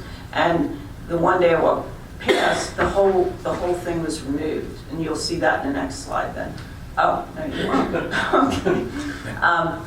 But I put this in because demolition of buildings, no existing building or enclosed portion can be removed, demolished, raised, whatever, in whole or in part unless there's reasonable alternatives, but we don't know that because it never went to HARB for discussion. So then there's what it looked like when I saw it the next time, and I was pretty shocked. I thought, wow. So work continued. This one I think was reported in August, and the work continued. The porch floor and railings there were added. It was like a composite type of floorboard that I know other people in the district asked to use and were denied. So this was moving right along, and I believe yesterday Jessica said that they received a notice of violation. Yeah. So, but a lot of this is what we're calling after the fact. The work's done, and in most cases, I would venture to say they're not told you gotta remove it, you gotta tear it off. They're given a fine, and we're stuck with it. So you can go ahead, Mark. And then I want to move on to the painting. The facade at 144 Locust Street was painted black, and it was a permastone, am I saying that right? Which is kind of porous, so you're never going to get the paint back off. But according to our borough ordinance, it should have been reviewed by HARB prior to being painted. Because as you can see, I don't know how else to interpret that, but including without limitation, the repair, application of paint to any previously unpainted building material or surface. It does not say you don't have to worry about permastone or, I mean, it's any building material. So I think it should have had a HARB review, but that did not happen. They were given permission to paint, as you know, to go ahead. They were given permission from staff, so it never went to the HARB board. So you can go ahead, Marco. And this is the house we're talking about. You can sort of see at the top, it was sort of a neutral color. So prior to the painting, the metal railing was removed and replaced with what they were calling hog wire on the front porch. And the exact wording, hog wire, was used on the original agenda for the October HARB. Now they couldn't have that meeting because there was a lack of a quorum. Now they changed that wording. They softened it, in my opinion, to wire mesh to the November agenda, but it still has a farm-like appearance. It looks like an animal cage, in my opinion. And I'm just saying, for the main street in our town, in the heart of the historic district, if we're going to allow this, I'm not sure why we have a HARB board, but you can go to the next one. And here's an example then of how the painting proceeded. You can see at the top where the neutral colors were and then the black. Now I know we don't control color, but I just still think this should have had a HARB review before this work was done, because now it's completed and we will never get that off of there. Obviously, it's not coming off. So, and there was just the definition of alterations. It just seemed like the whole thing needed. So you can go to the next one. And if you notice, though, the house next to it, which is not the subject of this, that one has the same similar formstone or permastone on it that was also painted. Yeah, I don't know when that was done. I don't know either. I'm not sure. That I think so, yeah. Long, long time. And the original building was actually brick, so that. Yeah, I was gonna say, permastone isn't the original facade like brick It under there? is brick, but Yeah. the permastone was put on, I forget what year they said, but really Probably the long 70s, ago. yeah. And permastone has the ability, we were told last night, to prevent the bricks underneath from breathing. And then you're gonna have moisture that could be in the house. And then if you paint the permastone, it compounds that problem, is what we were told. But anyway, you can go to the next one. And this is an example. This painting project just up the street from this one was brought to an immediate halt, as I said, on a Saturday, because they saw them painting it.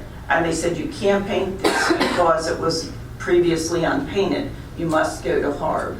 And it sits like that today because nothing more happened. But okay, you can go ahead. And then this is another example of some work that proceeded on the facade in the historic district without going through the proper process. So now we're left with an L-shaped thing, and I guess it was mini split or something that they were air doing. conditioning unit put in the building. And then you have the other one on the other side. So this also, according to definition of alteration, should have gone to the hardboard. You can go. Get through this quick. And I was wondering if the fees we collect for these hard violations, could they go in the hard budget and be used to hire a consultant like we did with when we had Suzanne Stallings? It was like a small stipend, it wasn't a huge amount of money. And I'm just wondering, she would go out, take pictures of the properties that were coming up. She made sure that she handed you that pink thing you had to, the placard you had to put in your window, to alert the neighborhood that you're making changes to the property. And that's actually part of the hard process. If that's not displayed, we shouldn't even be reviewing the property. So I think we've become very lax in what we're doing with this, but go ahead, we'll just keep plowing through this. So the permanent damage, this is my opinion, permanent damage to Columbia's historic district has been insidious, just creeping in one project at a time. Some of the house flippers, I feel, are robbing the borough of our historic district. There's stuff in their wallets, they're not looking back, they just leave town, they don't live here, and they don't care what's left behind. We're the ones that are left with it. And it's not really fair for the residents who live in the district to ask them to comply with HARB if the house flipping people aren't. That's how I feel. It's not fair. We got to treat our residents better than that. So you can go to the next one. Yeah, I did say that I feel some of this stuff has the potential to lower property value. This is a view from the bridge and from, I think that's from Laurel Hill. I'm not sure. But this is sort of the change in the landscape. I don't know if that's the right word to use here, but I think vinyl siding and the vinyl fencing, which I showed earlier, is creating a manufactured or industrial appearance. And I believe that's inconsistent with our historic district. But the vinyl siding and so forth, I know that currently our ordinance says what you look at. If you can't see the sides and the back, you can do with what you want. But I think this is a good example of the side of a building and the back of a building that has an impact from a distance. You might not see it when you're standing right there, but it has the ability to change what we're looking at as we're entering Columbia, because it is visible from, I would say, the Wrightsville side. It's there, you can see it. Because at first I thought it was insulation when it was first going up, but then I realized it is white siding. You can go ahead. So in just bringing this to conclusion here, I was proposing that we maybe discuss or think about requiring a more consistent enforcement of violations within the historic district. Authorize the hiring of a consultant to join HARB for the purpose of initiating reviews and interacting with applicants. Consider ordinance change, not allowing vinyl siding or vinyl fencing within the historic district. Address the sharp increase in these after-the-fact permits. I mean, prior to my sitting on council, I don't know that I've ever heard that we were issuing them. It would have been rare, I think. And I really want to see them print some literature, or this gal that was here last night for the house down here said she went to the Historic Society to learn more about that property. And I thought, well, there's an opportunity for Chris maybe to give her some literature and say, hey, you're in the historic district, you might want to talk to the borough before you begin work on that. Or somewhere there's a breakdown because people are acting like they have no idea and that they can just move ahead with repairs and remodels and using any material they want. The alternative is that we just don't hold everybody accountable to HARB then. I mean, and I know you said before you don't want to abolish HARB, but I just think it's so arbitrary and random, and the people left behind are the ones that are living here and have to comply. I just don't think it's quite fair. So that's all I have to say. if anybody has any questions, you can ask. I don't know if I can answer. I was going to say thank you. One of the things that we have as a goal is, one, to resurvey the historic district. So we have a solid review of the architectural type, style, age of each building. Then we want to develop a set of design guidelines that are based on the different architectural types of buildings. And the best example I have is if Todd goes out and buys a 1965 Ford Mustang and thinks it's just the greatest car in hell, but then he realized he can't get a part, so he puts a Chevy door on the side of a Ford Mustang. Some people will think that looks weird. Any true car person would go, what were you thinking? That doesn't fit at all. And that's kind of the way historic houses are. There is a type of window, type of door, type of siding, type of roofing that was designed to be with that style. And I think once we get that design guideline that will tell you this is the type of house you have and these are the general things that you put in there, it helps a lot. So that is a goal. Step one was to become a certified local government, which we've done. Step two is to start surveying the district. We've got the grant money and we're out for RFPs right now to get that done. One of the advantages you talked about is making this available. One of the goals of the resurvey is to get all this information in a digital format that can go into a GIS-based program that make it online available. People go online and look up their house, and then they can get pictures of it. They can learn about the nature and character of that home to make more of that information available. And we talked to Chris about scanning in more and more of his photos, and then we can attach photos of that house to that property. So when you go and look it up, you be able to see it. So I agree. Those are all great things that we are working towards right now to try to accomplish. I think Well, I think the online thing sounds good. But I just feel like somehow these people are not, they're not looking up, they're not trying to research before the beginning of the work. Mhm. And I don't know if when a property comes up for sale, if we should be somehow proactive when, if it's in the district. I don't know if we would be allowed legally to put a sign on the door, this home is in the historic district, call the borough. And honestly, before what you work. I was thinking, and I have no idea whether you could do this or not, would be to just record something at the recorder of deeds office for each property that is in the historic district. That would just say, this property is in the historic district. If you want to do anything to it in the future, you will have to, go before Columbia Borough's HARB. And that way, when someone did a title search on the property, if they were purchasing it, then that would pop up and they would know, they certainly couldn't then claim that they didn't have notice that, that they were in the historic. Like I said, I have no idea whether we can do that or not, but that's just something that kind of Well, it popped sounds in. like a good idea. Yeah. It does come up on the appraisal because it is one of the appraisal things. On the assessment. So, no, like Oh, an the- appraiser. Okay. Yeah, there's a box that they check for Gotcha. historic districts. Okay. And you would think that the realtor would You would tell know. them, you're in a historic district, you better check with the borough. Sometimes if that doesn't help the sale, that doesn't Yeah, I know. help at all. Well, there is definitely some breakdown because obviously Right. people are coming in and they're starting work right away before we even know. Well, and I thought we were trying to get, that was one of the things we tasked Harb with, was coming up with literature that could be sent out to.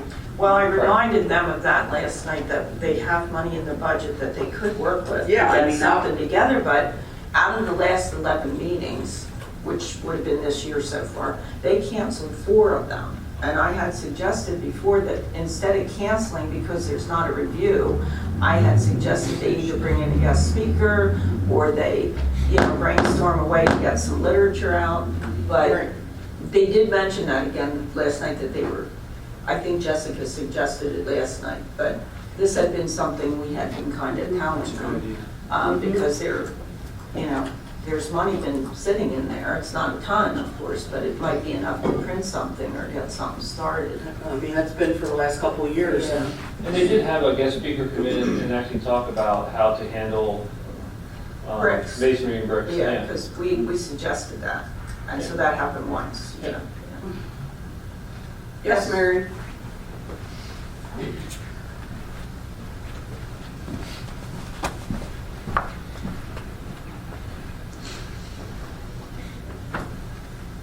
Frank was here. Mary Wickenheiser. I guess as you guys know, I was on council when the historic district was passed, when the ordinance was passed. And I will tell you, we lost a lot when we lost Suzanne Stallings. I agree. Harm lost a lot. She needed to be replaced. That did not happen. One of the other things is, I'm like Sharon and her husband. We walk town. I've seen these things. And even in my own block, there was work being done on a home where they were completely redoing the porch. There happened to be one of our codes guys up there. And we asked them, hey, do they have a permit for that? And I know the guys went over and talked to them, and that work continued. Now they are continuing it, finishing it up, and it does look like what it did before. But in walking town, in the historic district, if somebody's working, I can't tell anymore without calling up here to find out if they have a permit to do that work. You know, we used to have, when I put the roof on my house, I'm in the historic district. I had a pink thing there saying I was okay to do that roof. And I think those of us who are in the historic district really want to see it stay. But it's almost like we have to be very vigilant within our own area. That's like you said, the flippers, 732 Chestnut Street. Pressure treated wood for support. I know there were columns there. I can't find the pictures, but I know there were columns there. They came in and did what they wanted there. You know. I questioned that. I questioned those too, and I was told that, oh, they're gonna have the floor put around it, but Yeah. they're still 6x6 pressure treated columns with pressure treated wood floor up there. And we won't get into that property tonight. But, you know, I totally agree with most of what Sharon said tonight. And thank you for bringing this up. You're welcome. Thank you. Thank you. Yes, Frank. Try and make it quick. Going back to the roofs, it was always my opinion, the trusses, the plywood, the paper, the shingles, the tin, whatever you're going to put on, that's all the roof. Most people come into the borough for a building permit, okay, I'm going to put your roof on. You're only putting shingles on and any plywood and paper that is bad. So I don't know how the codes or how your ordinances define that. Does anybody know how you define a roof?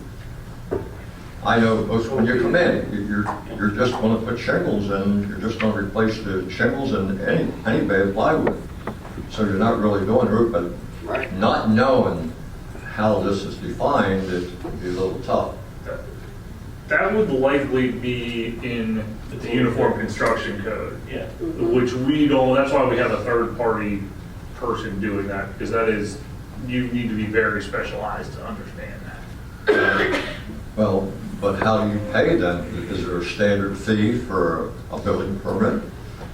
And what type of roof are you talking? You know? I mean, I'm assuming there's probably a standard fee. Sometimes a building permit fee is also tied to the value of the improvements as well. Yes.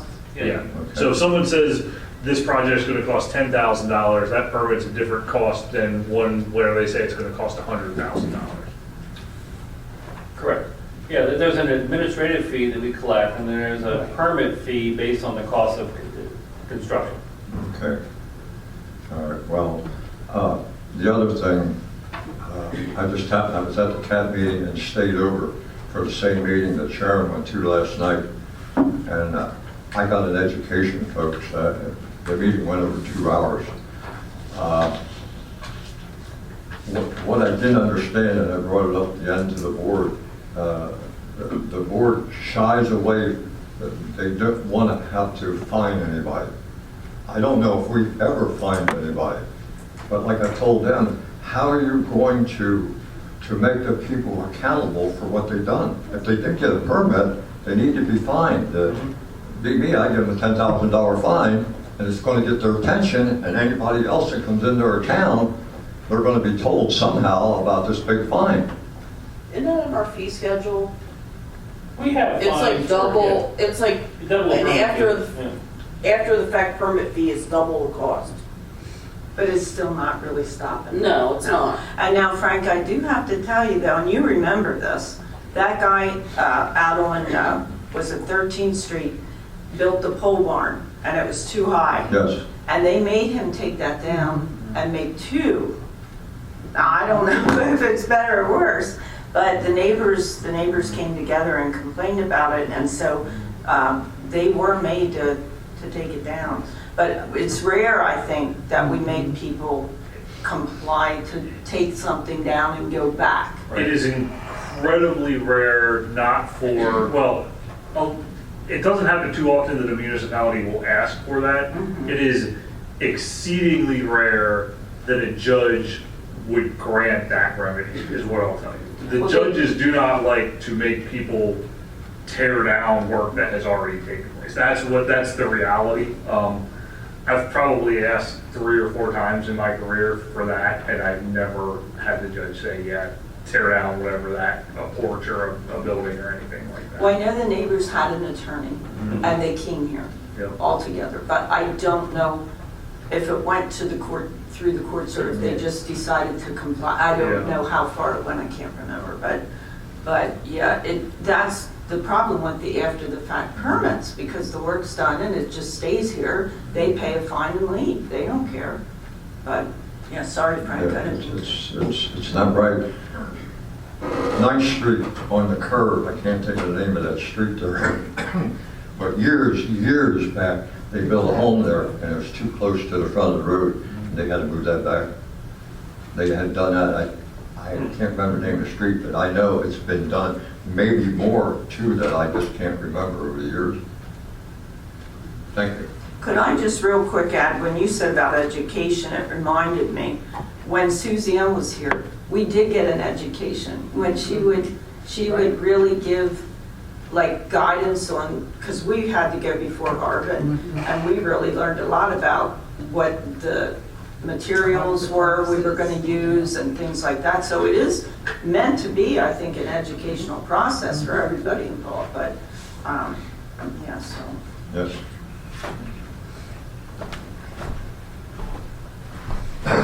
All right, so, I mean, do we want to put this on the future agenda to review the harm? I have been talking with some members of the HARB board and talking with Jessica, and I think the plan is for us to take some time with HARB and go through and look at some of these suggestions that have come up, and look at modifying our code, looking at making these improvements. I think the one that came out very clearly is that maybe we do need to have a consultant on board that can provide the technical review of some of these things prior to going to the board. So we'll look at all that. I would like to see that happen. Would that be a position we could advertise for? That'd be a service, a contract service, not an employee of the borough. But so you wouldn't advertise this? Probably do an RFP. Yeah, we can do an RFP or see who's available, and there are firms out there that have people on staff that do this kind of work. Okay, thank you. Thanks for your time on that. Thank you.